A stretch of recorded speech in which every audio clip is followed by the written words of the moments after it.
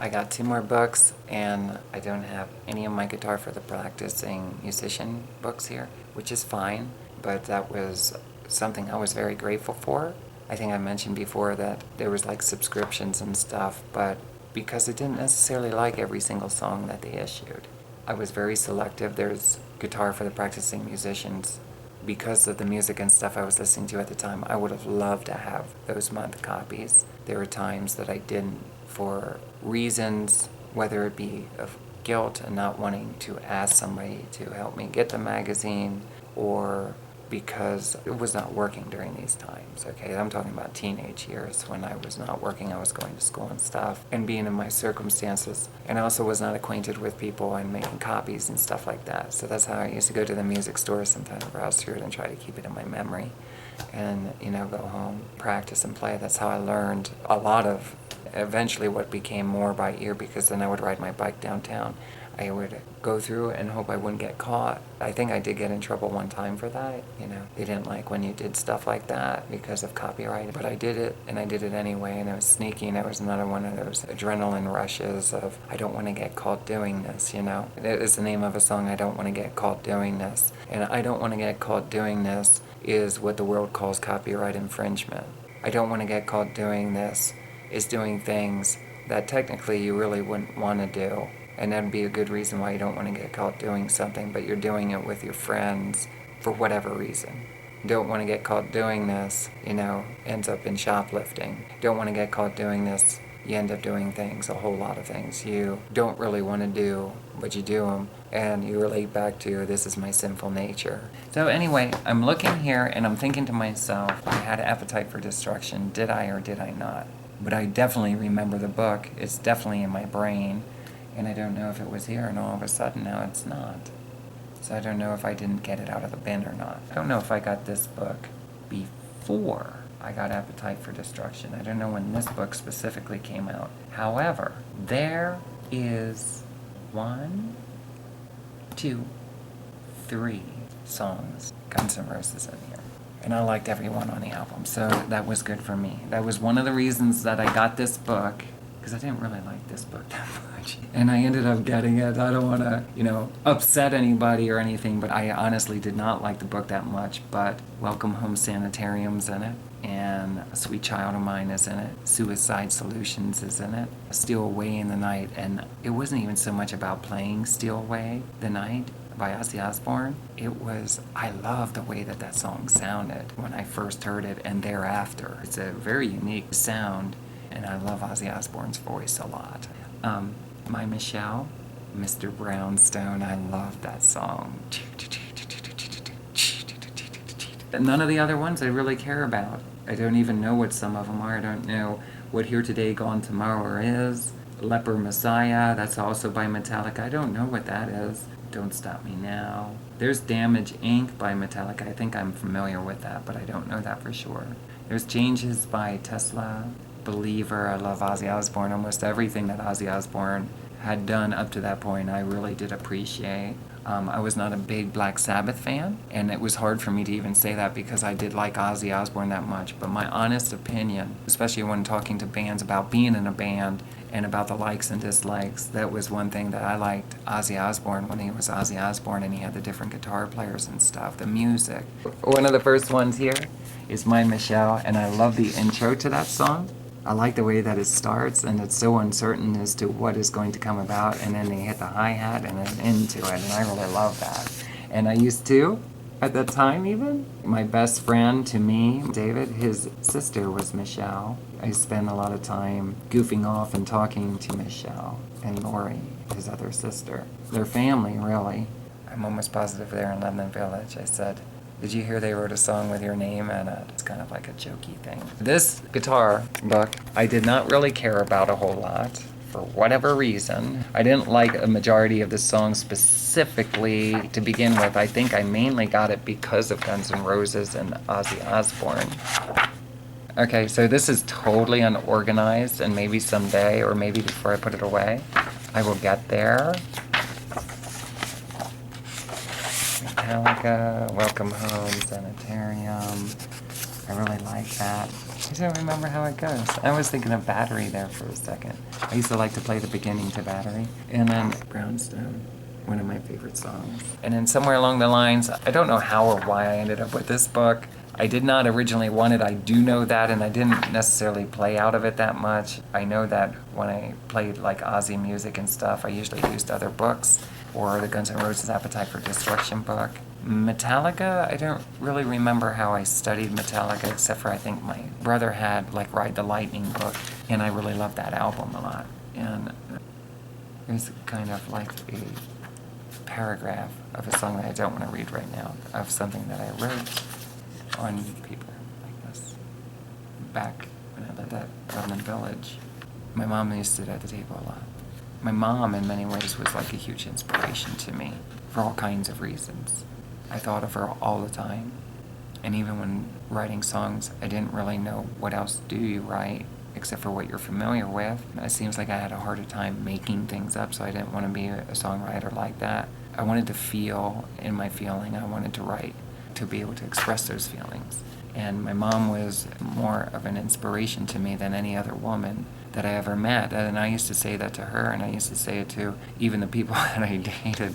My mom, as far as in the female species, is kind of like the more of inspiration, is my mom and my grandparents, you know. Even though I was alive, it felt like my brain was just not functioning right, and I didn't understand why it seemed like some people can pick things up really quick, and for me it's more like a struggle.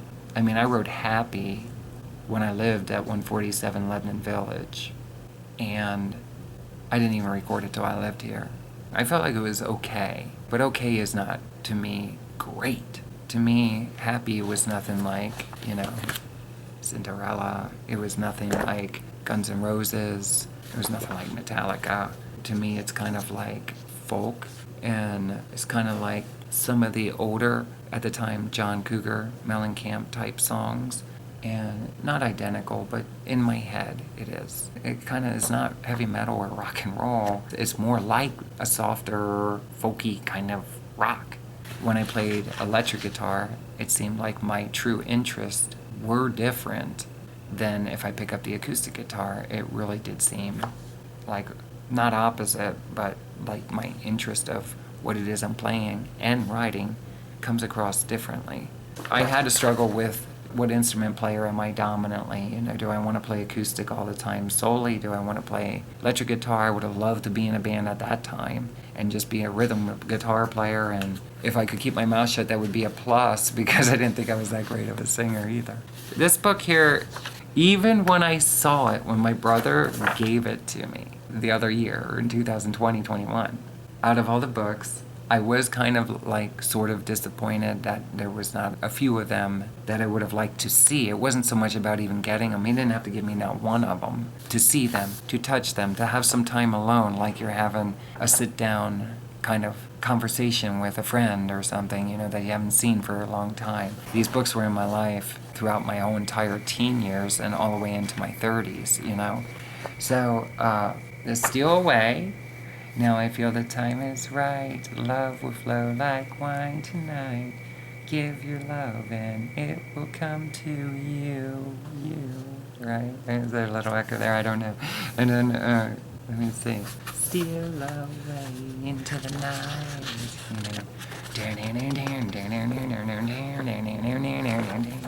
I think for somebody like that, my honest opinion is one of the compliments that I would have said is, that must be very difficult to select the choices of songs you want to sing that night, because that is a recording artist that had many, many, many good songs. So you can imagine that they could, if they wanted to, have many, many, many set lists. I had a hard time. I didn't even know where to begin. What do I write about? And that's why that little sheet, I would often mention about I'm sitting at the table, or she was sitting at the table, or they were sitting at the table. And, you know, I would describe the scenery of what I saw. My mom sitting at the table and drinking her beer, talking to her friends, listening to the music, you know. I remember thinking, I'm stuck. I don't really have nothing to write about myself. I ride bike. I wrote one for, like, Dave's sister Lori, and that was pretty much it, Doris. My focus was on other people as described as I saw them is pretty much how I put it into writing, you know, and just kind of put some chords to it. But they were definitely not rock songs at the time. I didn't think so. So Happy turning out the way it did was a surprise to me. I couldn't believe it. That to me, like people love vacation or time at an amusement park.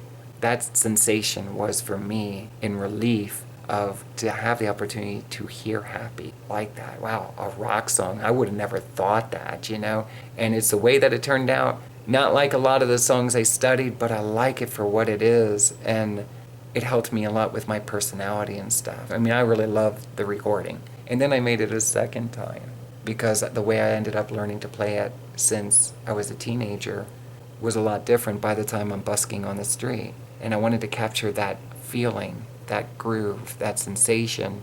And I did it quite well. And that's not the easiest thing for me to do in the studio consistently on every single song. And I realized that if I could master that part and figure out how to sing along with it, the rest of it comes pretty easily. Because I use drum program and stuff like that.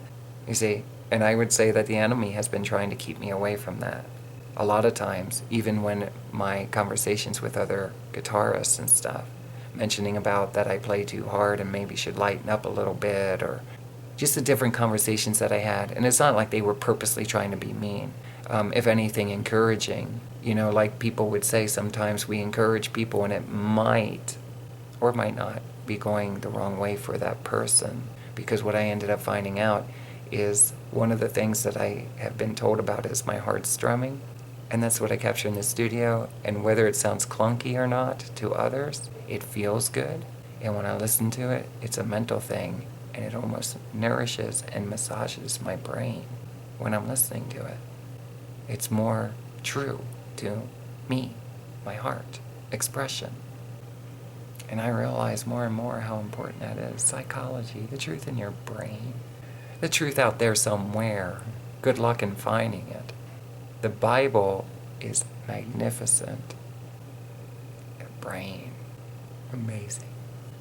Oh God, you are my strength at a time that I feel helpless.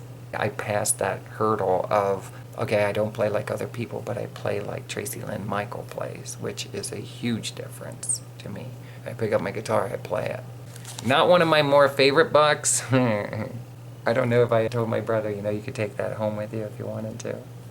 We are getting to my favorite lesson book ever.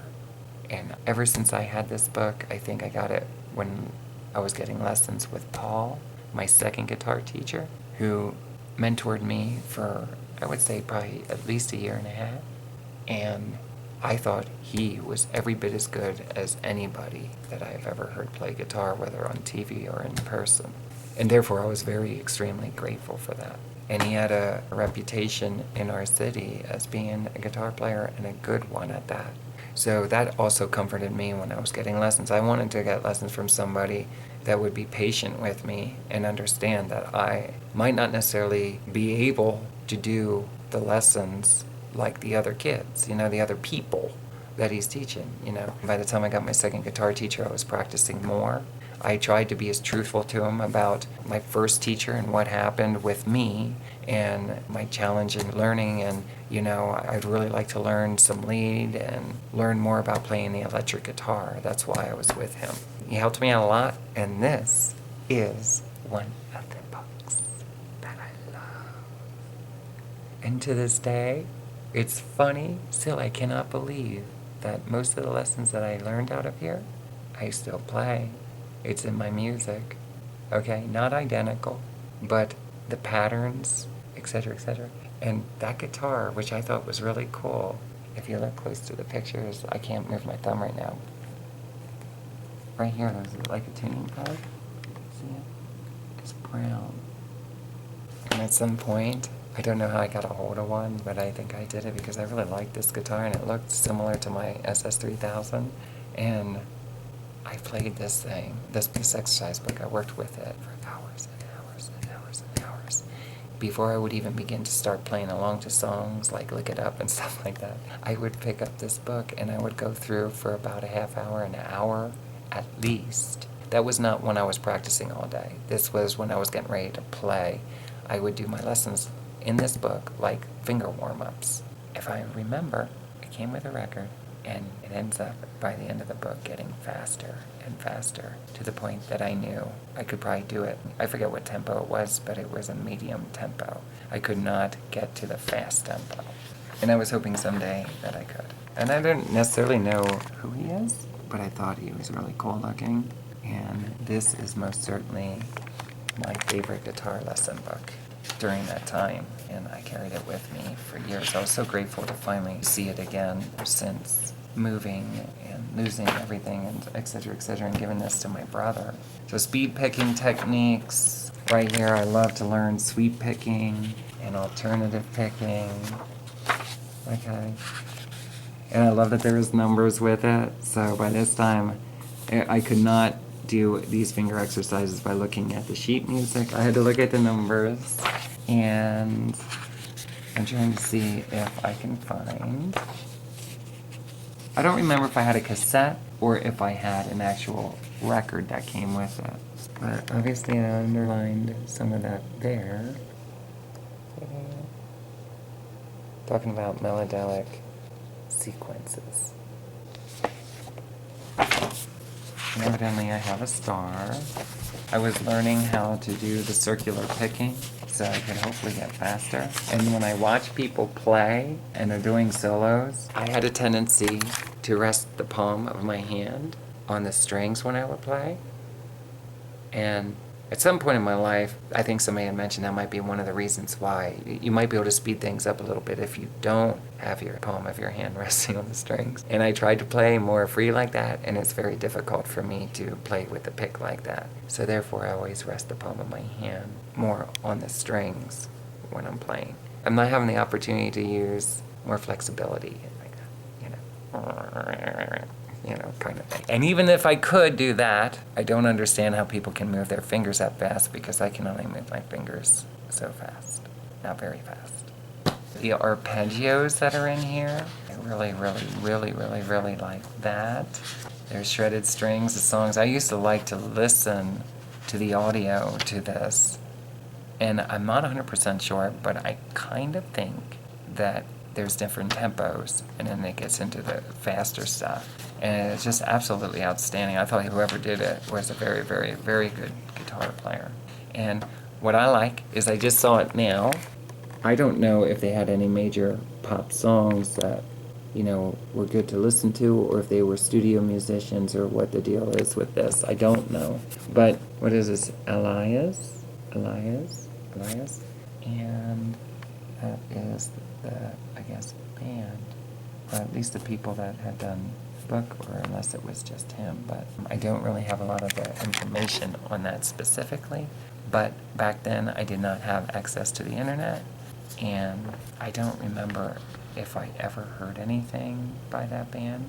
But I know before I put this stuff away, I want to look it up just to see if there is anything. I think I looked him up at one point, because when I was on the internet, I wanted to just send an email and tell him that I had gotten this book when I was a teenager, and I wanted to say what I thought about the lessons and everything, and say thank you for making the book. Work on speed, succeed.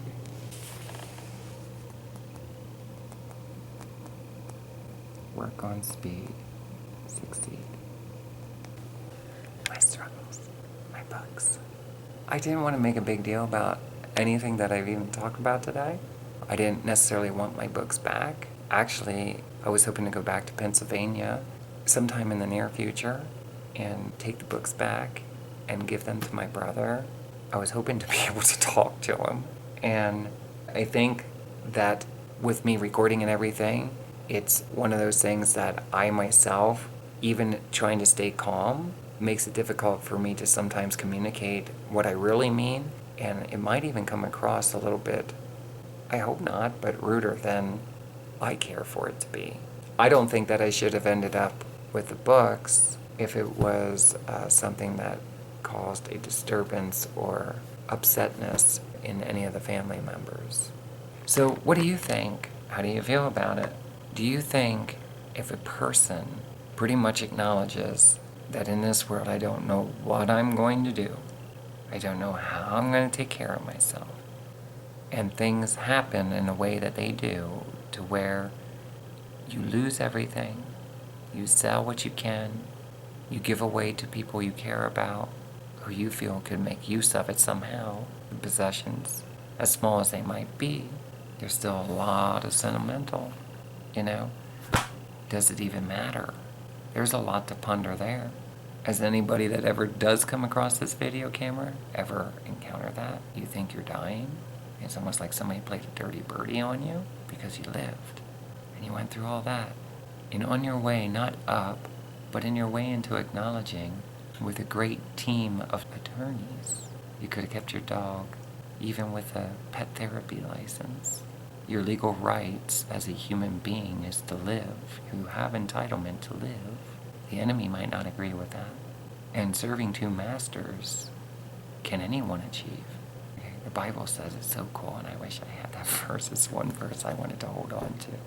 And guess what? It's there, sort of, in the brain. I just know that you can't serve two masters. One will have pull.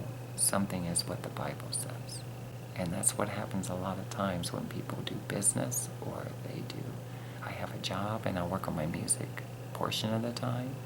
I also think that if something was trying to get me away from the people I was already acquainted with and doing life and my music endeavors together and plugging away, that it seems to me that if there is a military operation, then they would go through the human race for whatever reasoning to pretty much get me into awful circumstances, in my opinion, that nobody would want to end up in. I believe that my strive to hold on to dear life in the process and remaining in such a manner, not like people think, has shown me that there is a lot more going on than your typical household is aware of. So, not necessarily the Cinderella boys, not necessarily anybody from the days of me learning how to play guitar. Could be some people on here. Not necessarily even them, but whatever's going on inside them.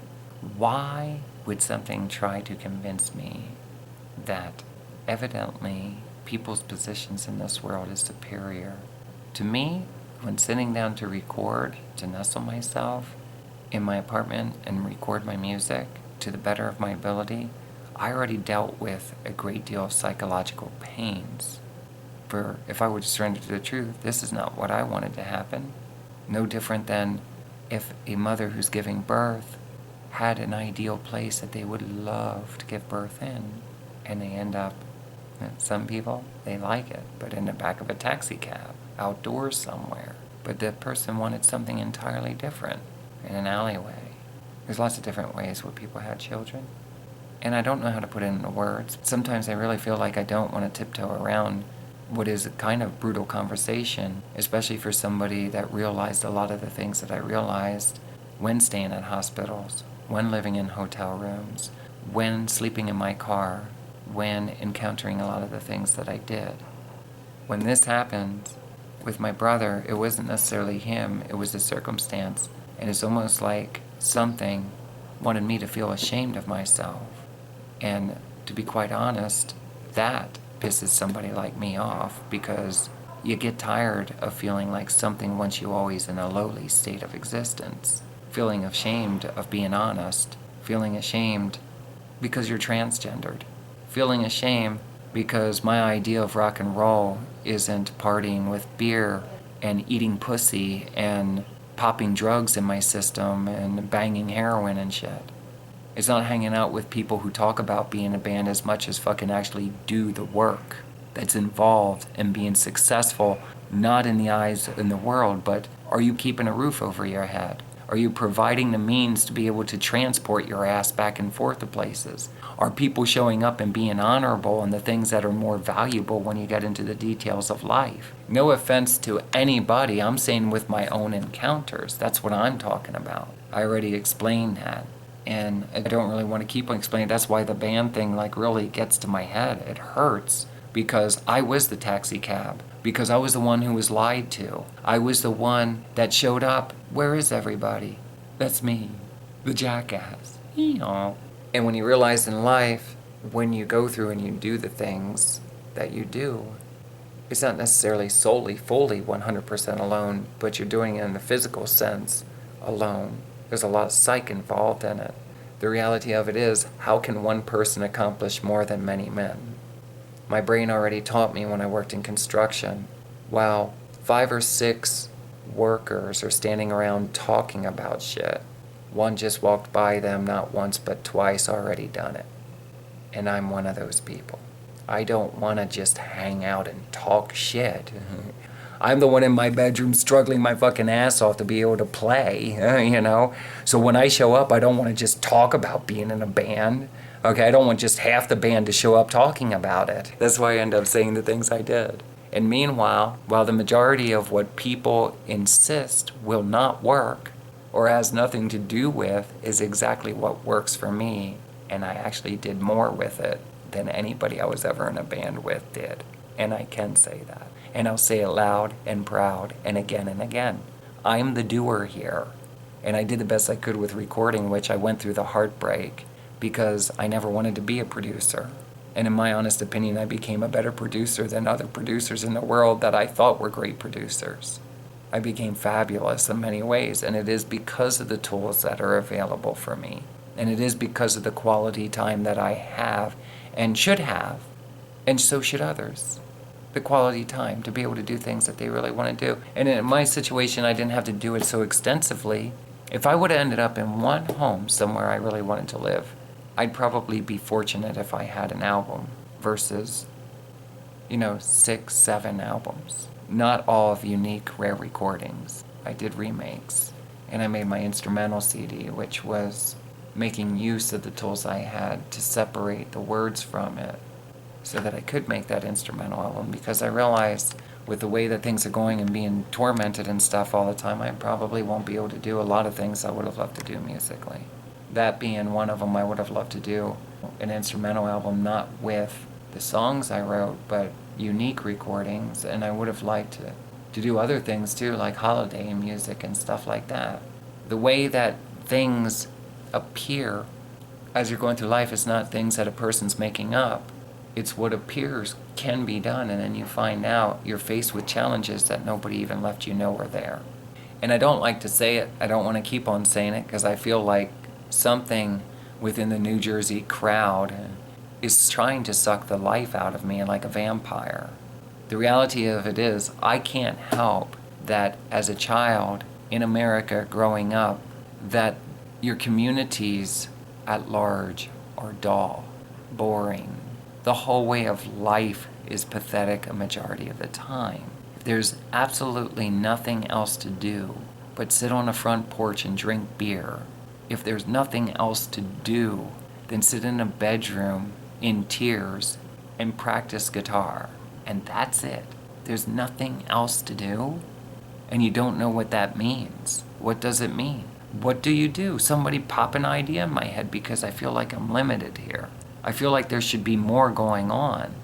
I don't feel like everyone around me should be in poverty and they can't literally do much of anything except for sit around and do the things that I see a lot of people sitting around and doing. I don't think it makes sense for people to go to work and they can't even afford to have a real home, or they can't afford to have nice possessions. You know what's funny? Minus the lesson books, like few recording artists in the world, I would have to say in all honesty that in my eyes I became the greatest. And it's not for the same reasons. I'm convinced with someone like me, much greater could have been done than just going and playing the local club scene.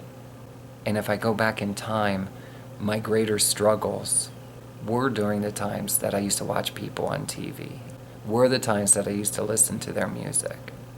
The worst of times. The better of times came when I turned the radio and the television off. I buried myself in the Bible. I started surrendering more to the truth. And the more truth that I surrendered to, the more painful the reality of it is. I like everything about myself that is evolving and changing. I don't necessarily like what I'm going through and what's happening in circumstances. To the point that I became a hell of a songwriter. I never thought at all I'd be able to record an album, let alone what I ended up recording. And they turned out magnificent. And the joke is on me while they keep torturing and tormenting me about people stealing music. You can have the greatest recording artists and guitar players in the world, and I would laugh in their face. They would never do it as good as I know it can be done. Because what can be done is not disrespectful, especially to the person who gave birth to those songs. What can be done, your fellow mankind can't come into, because that would mean cleaning their selves up. That would mean taking and making other choices. That would mean not bullshitting masses of people with their life circumstances. That would mean a lot of shit. See, honesty takes the forefront. That's a big one.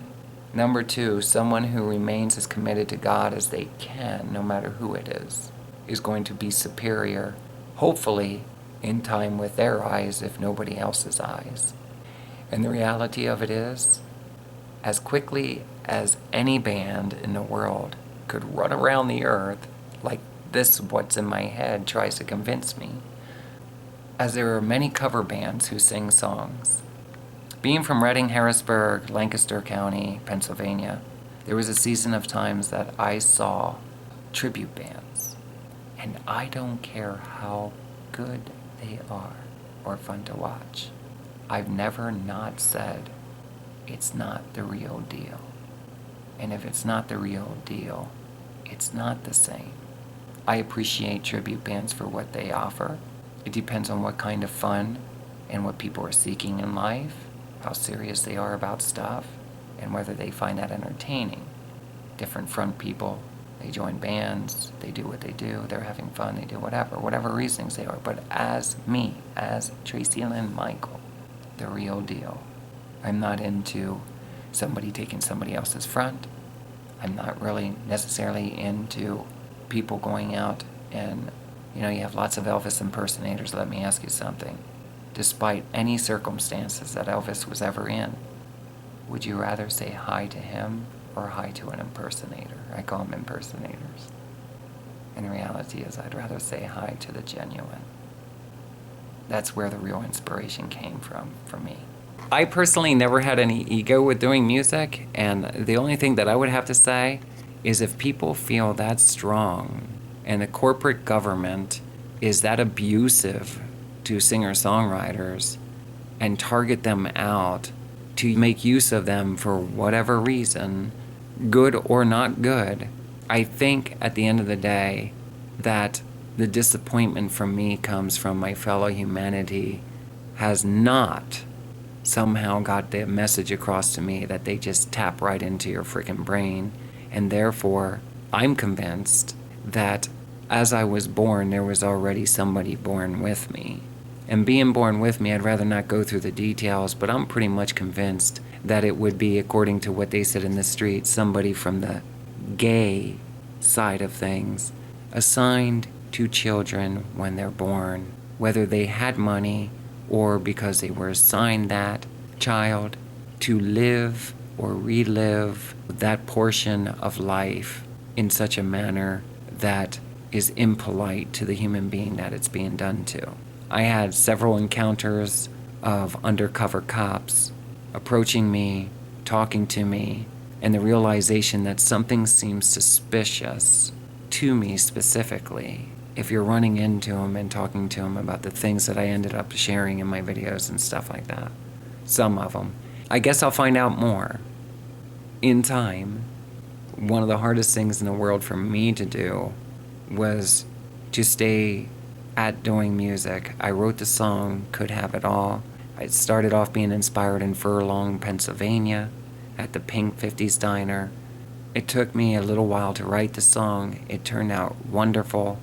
I was convinced that this is no typical rock and roll song. This is something much more different and can be utilized in many different ways to a typical rock and roll song. That's my belief. My belief is what gets me there when other people's beliefs gets me dumpster side. My belief takes me to places that nobody else's words is going to deliver me to. Especially after being self-employed doing solo acoustic music, I would never have any interest in taking care of bandmates, because you don't just take care of them financially. You gotta take care of them because they lack. A lot of musicians, they lack. I used to network all the time, like not now because I'm in the studio. When I played out live, I networked. And I understand without going through details or seeming like I'm tearing other people apart. It's not. It's truth. It's reality. You'll want to connect with people that are beneficial for life, mentally where you are. You could care less about being a celebrity. The truth of the matter is, God told me a long time ago, if you surrender to the truth and you put Christ number one, there is no celebrity superior than that. The majority of people who make shit up, they are not from fucking goddamn Hollywood. A lot of portions of them, they're not even from fucking goddamn this country. Whiskey at the Go-Go is a great place. I have pictures. I went out there in like 2010. I was homeless. And I understood I could end up on the streets in no time. And I walked that area. I took my camera with. And can I tell you? I got up to Whiskey at the Go-Go and I thought, what a fucking dump. It looks like places where people urinated all over the place. Probably a lot of drug addicts partied there and spilled lots of beer. Do you understand? And I see that people get excited because supposedly Motley Crue lived up the street. And you kind of see the apartment, any form of intelligence, and you think to yourself, what a joke. As a recording artist, I would not want to live there. They had different reasons, obviously. As a recording artist, I don't really want to live here. I want to live in a more wholesome environment where I have the ability to really be at peace with all circumstances while I'm recording. Much different. By the time I was self-employed, I was trying to get away from all dumpy venues as much as I could. So anyway, that's where I'm at. I don't even like talking about the band thing. I am a recording artist now. I wrote songs. I hate a lot of the conversation that I ended up having to let out of myself, out of frustrations of connecting with the human race. I personally think I don't like genetic girls being tossed in my face as though they're superior within the human race. I'm convinced that a lot of people believe the opposite. And the reality of it is, especially when you get into music and the way I've been assaulted and attacked through psychological communications and on my computer, I can't put into words the pain I felt when I was trying to touch up my songs, playing the same messages over and over again, screaming through your head that it hurts. It's louder than a PA system, meaning screaming to the point that it feels like your lungs are just going to pop out of your mouth. That is not me. That is nothing that I've witnessed before recording my music. I was edged on and encouraged to do my music. Then as I do my music on a doll, I find out that there's people who are on your computer. They take whatever they want to take. They have access to your apartment. They have access to your vehicle. They can unlock the doors, lock the doors. They can trigger off the alarm. They can shut down the alarm from being able to be used. They can shut down your bank account. They can cause problems with ATM machines that are bizarre. They can cause all kinds of problems with every single thing that's technology. And they can go into your brain and in your body, and they can cause really gross rashes, pimples, stenches, penetrating through your body like an ice sensation, like a whoosh of air going through your colon. So anyway, wow. Oh, as a guitar player, the burn holes through my fingertips because they jolt electricity through. I never want to offend anybody. Whoever is in my head trying to intimidate me as though people who sing on an arena stage or stadium stage as being at a good place in life, it depends on where a person's brain is. I'm a human being that understood I'm not going to have a real kid to love in my life. I'm not going to find anybody that's faithful and true to the things the Bible says is the most valuable to share life with. People talk about the different celebrities. I watch YouTubers and stuff, and they're always using their tongue to praise everybody else and all creation and stuff like that, and that's fine. I share things that I done. Okay, I studied one of my favorite albums right here. That was one example. But also I went on to do many different things musically, and I went on to record several albums. I can't believe that my love for music turned into almost like self-defense as I'm going about my life on a day-to-day basis. I said more than enough about that. I hate talking about them. They hone in right here. What they've been doing lately is they have a pressure point here in the brain, and whatever technology they do, they push on the brain and cause you to be extremely tired at times, almost like numbing you at times, while you're working in the studio especially. Like they try to deter you and get you away from it. I sit down and I want to do my videos. This, honestly, all of this should have only taken about no more than an hour and 10 minutes. And it's hours of stuff. And I have to filter through and get rid of some of the stuff I never even wanted to say. They deleted videos that turned out really good. I started off really well because I was talking about Joe Satriani and the inspiration that comes from Surfing with the Alien album, Steve Vai, Eddie Van Halen, and some of the other guitar players that, obviously, if you listen to my videos, at some point, it isn't that other guitar players didn't come along. I disconnected. When somebody's listening to a public speaker, be mindful of the information you're listening to. Because the son of a bitch that is plugged into your brain has some kind of weird reasoning or agenda, as some people would call it, to try to dilute you from what would be more wholesome in your choices with like the LGBTQ community, because there's such a great state of confusion. God's love is for everybody. There is not one person more worthy except for a believer. So believe that, and it's true for you. Transgenderism is extremely real. God created both male and female. And in heaven, what does the Bible say about that? And in your will be done here on earth is the Lord's Prayer, as it is in heaven, not the ways of the world. And that is unfamiliar if you don't really know even an inkling of the Bible. How do you even grasp hold of what it could possibly be like? Female should not lie with beast.